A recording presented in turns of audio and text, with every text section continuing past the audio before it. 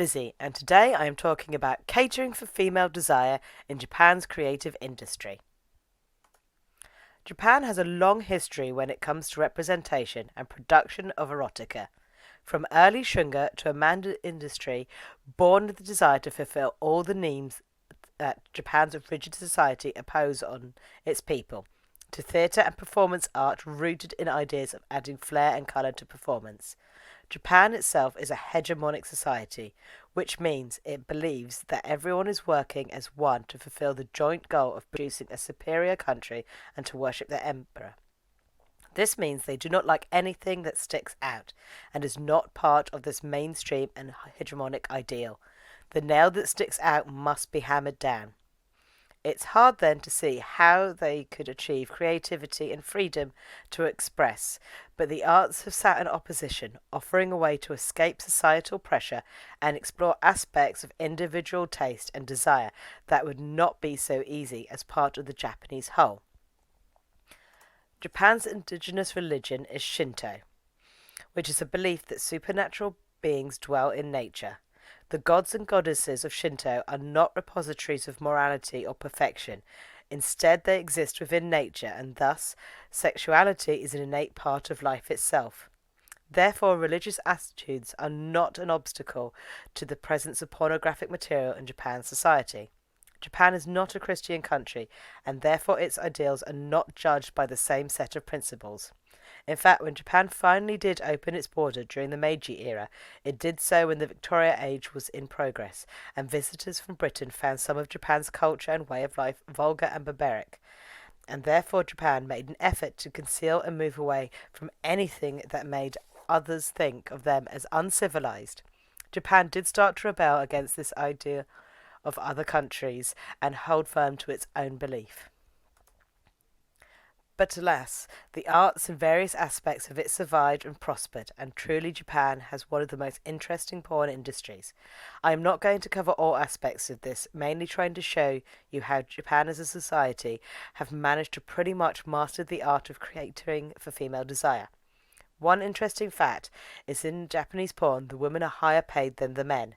They are known as tuna, and the better the quality, the better the pay, as it is the female stars that bring in the money. This dates back to geisha culture.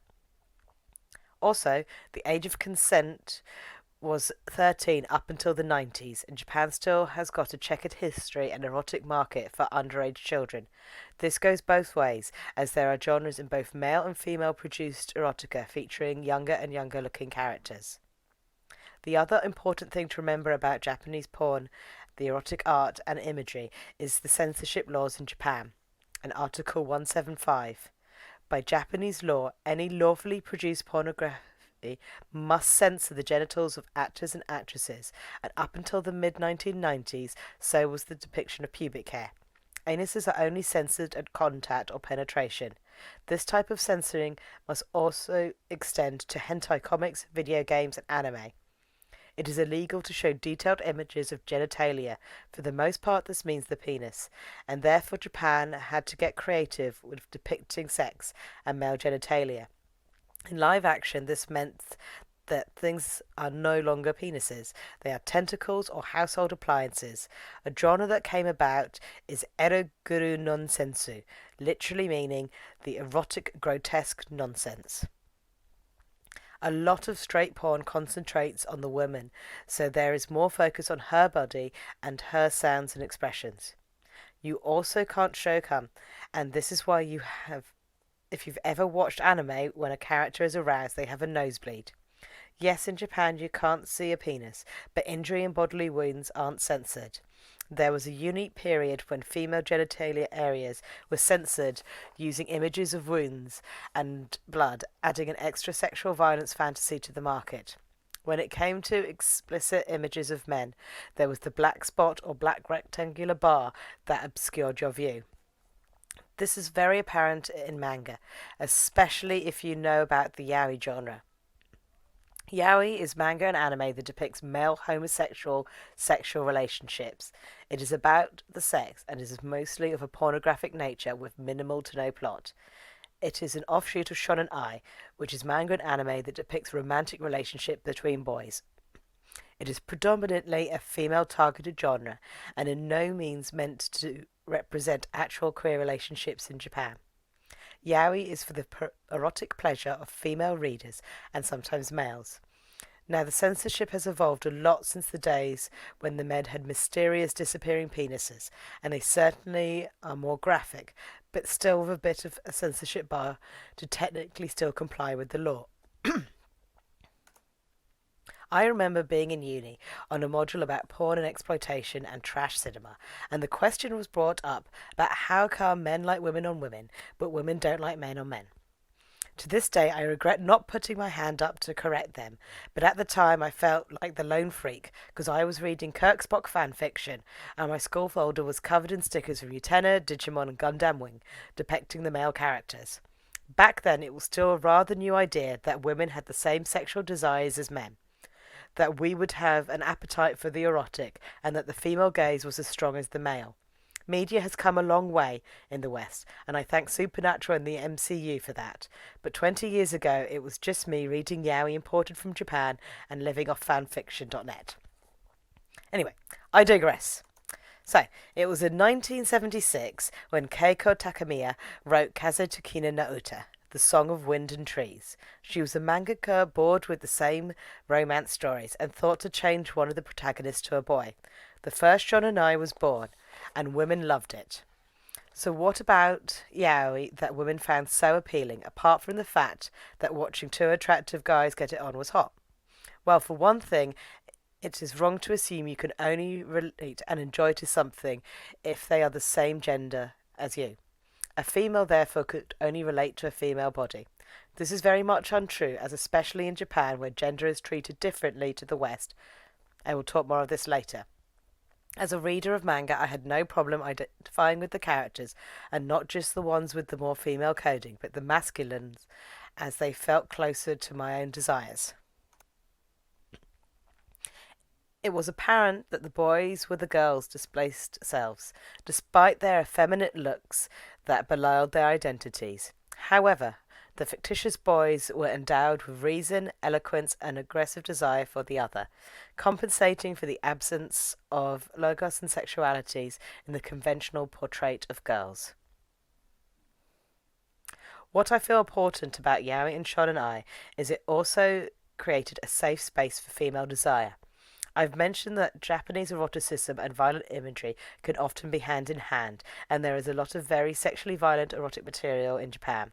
But while this is still true of yaoi, female readers can still separate themselves from the male bodies on the page. It allows female readers to explore their desires on a male canvas without any fear for their own bodies or affecting their own concerns for their bodies. It allows girls to explore sexual fantasy detached from any dangers of heterosexual relationship might invoke, such as an unwanted pregnancy.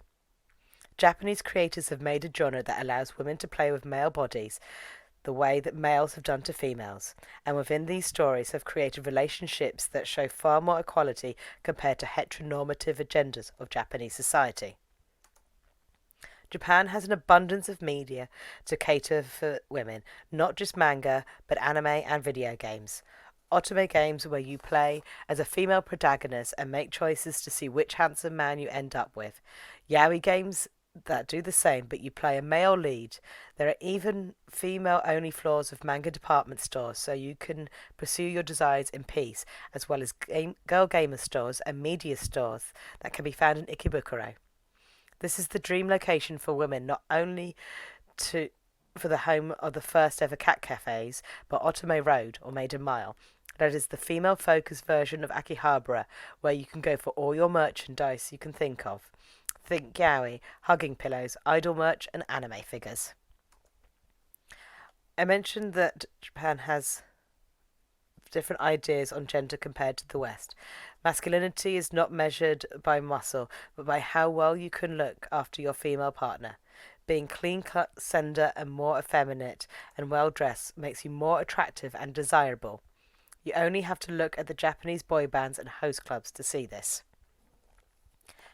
Also, as a society, Japan has always played with gender and cross-dressing.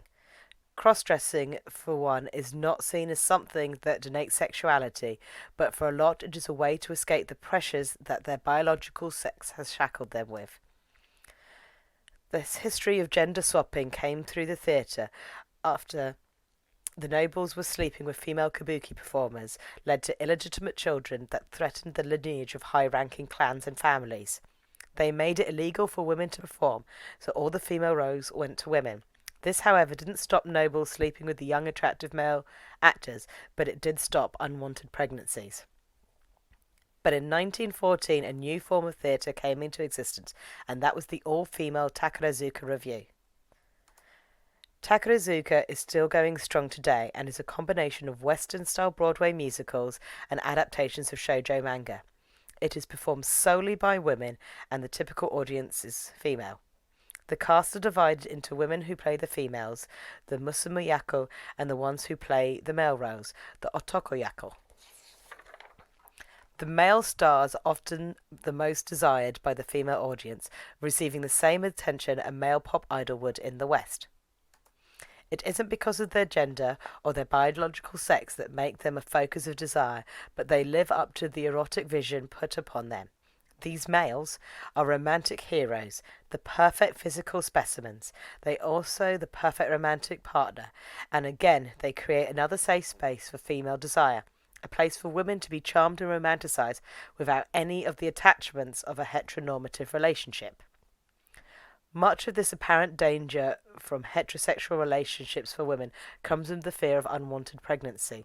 Japan has a saying, Ryosai Kenbo, good wife and wise mother.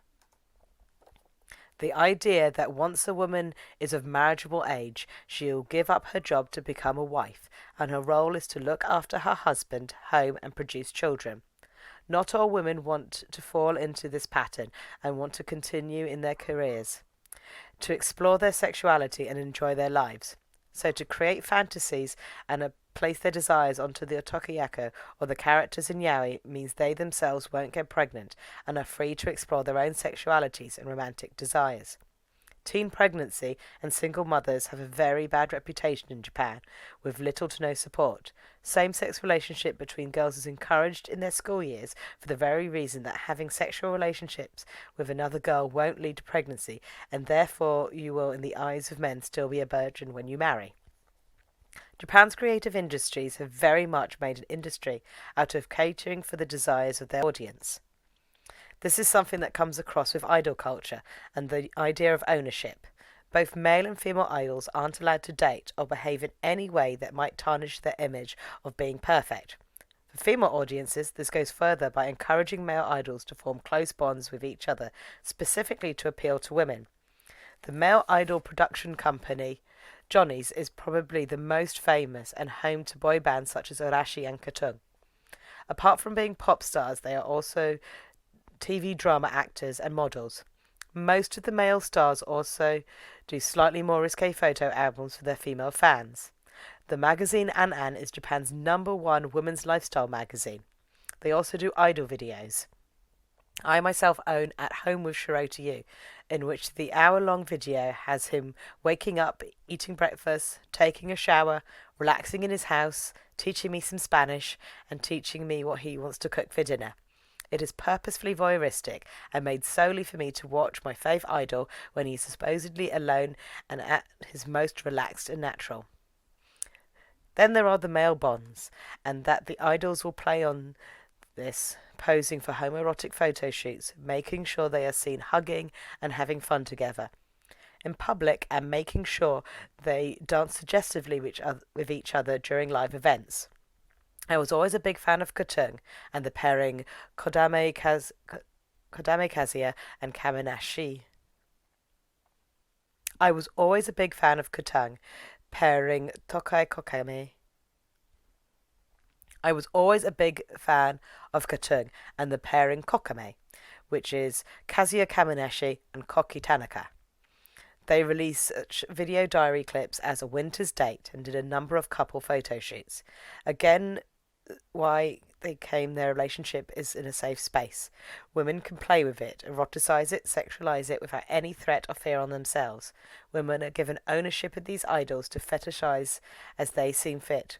Also, when it comes to male-male romance, it takes away any socially ascribing of gender roles. These relationships are equal, as there is no one in the gendered woman role. Yes, there is the roles they play sexually, but sex and gender are different things. Two men are equal. There is no hierarchy to their relationship, and this can be a very desirable concept to female audiences. Finally, Japan has taken it one step further with the idea of owners and the males as playthings for women with host clubs and cafes. Now, there are so many host clubs and cafes all ready to cater for every desire a woman could have. Do you want to be served by butlers? Do you want to be served by boys dressed as maids? How about a beef cafe? Do you want the original host club experience? Do you want women dressed as men or men dressed as cats? Well, Japan will have the place for you. Essentially, a host club is somewhere a woman can go and select from a menu of attractive men who they like to entertain them for the evening. This is not a sexual thing. This is a place where you spend money on drinks while attractive men pour them, flatter you, play games, and generally dote on you and your every word. Now, paying for company may seem odd, but this is a safe environment to have your desires met and fantasies fulfilled without risk to your body. You know what you are paying for, and you know these men aren't trying to get into your pants. Host clubs are a fantasy, one of many Japanese ones to create for women, and have host clubs are a fantasy, one of many Japan creates, so that women have as much as their desires met. Cafes are less expensive as they aren't for all night drinking, and more for tea and cake while being served by the cute person you desire. You get to be the master, and it's their job to make you feel like you are getting the best service and quality of experience. Both are selling emotion of fulfillment with a healthy dose of female voyeurism and erotic fantasy. It's not only because it is financially viable, but also if you feel that females of your society are happy with their desires met, they can go home and be good wives and wise mothers.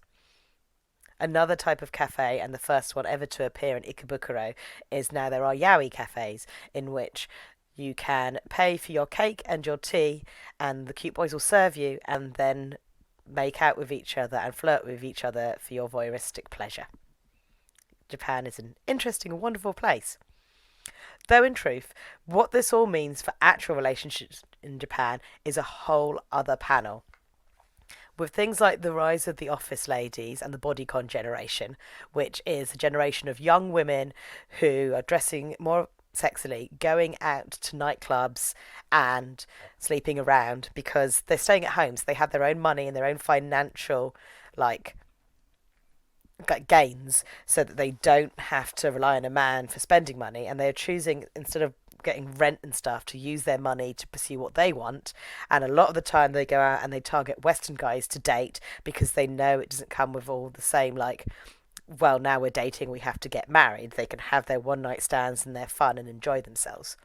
Then there's Fujoshi and Fudanshi culture, which is basically the yaoi obsessed generation that I feel I fall into very much. That instead of like pursuing real relationships and want to spend time with like real boys, they rather like live in their dating games and are just so obsessed with like yaoi that real men just can't live up to the kind of desired and eroticized versions that they have created.